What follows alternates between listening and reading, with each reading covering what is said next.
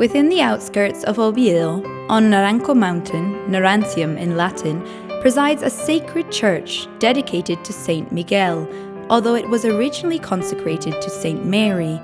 It is the church Saint Miguel of Lillo.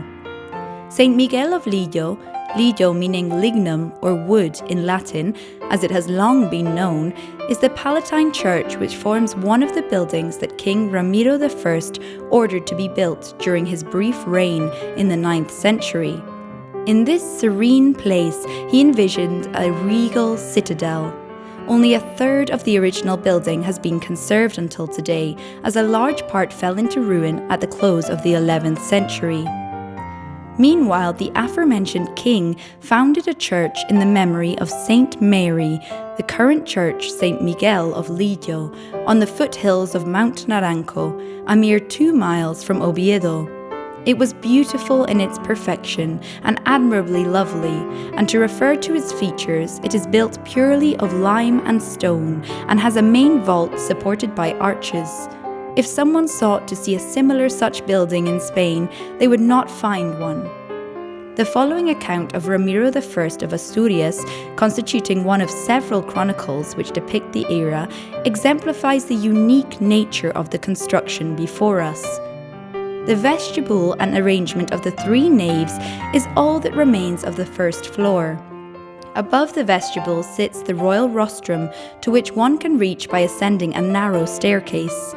In the rostrum are 2 small rooms, one on either side, which were possibly intended for the king and queen to take rest during long ceremonies. Above the rostrum, there is also another small room, which is inaccessible. For the first time ever in Asturian architecture, we see the use of columns in lieu of pillars. The roofs are half-barreled vaults, which are interlocked in sections, with the axes alternating between transversal and longitudinal, as well as crossing with those of the main hall. The half-barrel vaults are reinforced with arches, a construction technique that will be later used in Roman buildings, such as the Cathedral of Santiago de Compostela. The richness of the decor has a clear Byzantine influence, with as many groupings of sculptural carving, among which one stands out as a figure of a lion tamer and other as a mountaineer, which could represent the celebration of the royal appointment, as there is a clear depiction of a regal character seated between 2 courtesans. The paintings of human figures have survived the passage and tests of time and are considered to constitute the first known pictorial drawings found on the Iberian Peninsula. When looking at the building from outside, you appreciate the architect's clear intent to achieve a church of considerable height, which would award it a slender and elegant beauty and power that would move its visitors of the time closer towards faith. Even today, there are hundreds of thousands of visitors and pilgrims who visit Saint Miguel of Lillo.